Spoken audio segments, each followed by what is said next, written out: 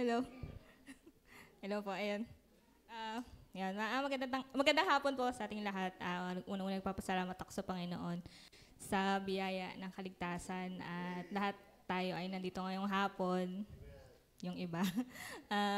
Nagpapasalamat din po ako sa Panginoon sa patuloy na biyaya sa kalusugan ng aming pamilya, sa akin. Papasalamat din ako sa biyaya ng patuloy na pagpo-provide sa aming pamilya.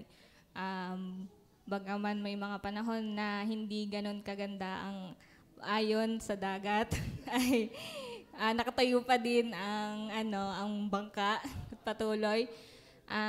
Magpapasalamat din po ako sa Panginoon sa aking career. Kumbaga, ako ay naka-1 taon na po sa aking bagong posisyon. Ngayon po ay legal na po akong magsabi ng mali yung ginawa mo, bakit ganito yung ginawa mo. Yon. Ako po ay naging quality assurance something, basta ganun. QA something. Nakalimutan ko na yung title ko. Yon.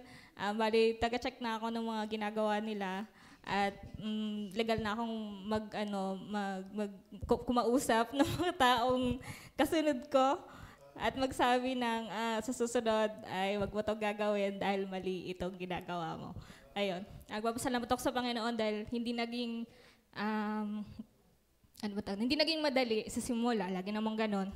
Pag may bagong gawain sa kahit ano man, kahit dito sa trabaho, sa ibang bagay, naging mahirap. Pero salamat sa Panginoon sa patuloy na paggabay at sa patuloy na pagbibigay ng biyaya ng katalinuhan at pagkakaintindi kahit na pagdating nga pag nga ikaw ay umiidad ay medyo marami ka ng isipin na ibang bagay kaya hindi ka makapag-focus sa iyong dapat pag-isipan. Pero batang-bata pa. Ayun. Nagpapasalamat ako na patuloy ang biyaya ng Panginoon sa akin sa ganung aspeto ng aking personal life.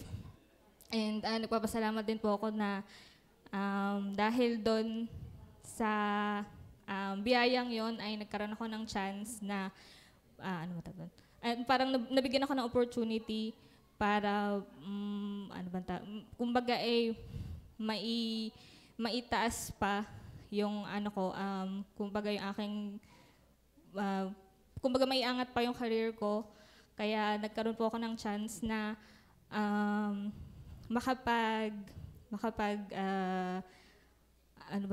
makapagpasa o makapag-register para sa isang licensure examination, US licensure.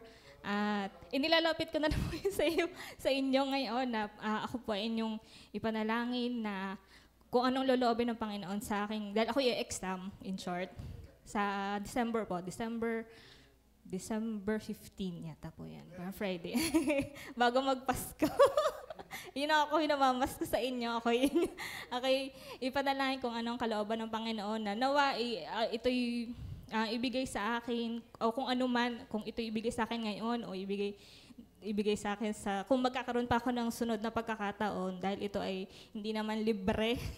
Ito ay pinagkagastusan at pinagkapuyatan para may maipambayad. Ayun. Kaya yun po, dinadalangin ko na kung ano man ang kalooban ng Panginoon dahil syempre sa bawat sabihin na natin, kung bawat certification na makukuha mo ay may dagdag yon sa iyo bilang at kumbaga mas maraming pinto mas maraming opportunity. Maraming panahon ang ibigay sa iyo. Maraming mga opportunity ang mabubuksan para sa akin. Yan. Nawa gamitin din yun ng Panginoon na sa ganong way ay mapadaloy ng Panginoon ang mga biyaya na may bigay din dito. Ayun po. 2 minutes na ba ako? Ayun. Papasalamat po ako sa sa biyaya ng kapatiran kahit na ako hindi masyadong nakakabalik dahil mahal ba masahe? Tsaka tsaka medyo mahirap din pong makabalik pabalik-balik. Patuloy kayong nagiging sa akin at patuloy din niyo akong naalala sa inyong mga panalangin. Kaya nagpapasalamat ako sa Panginoon. Yun.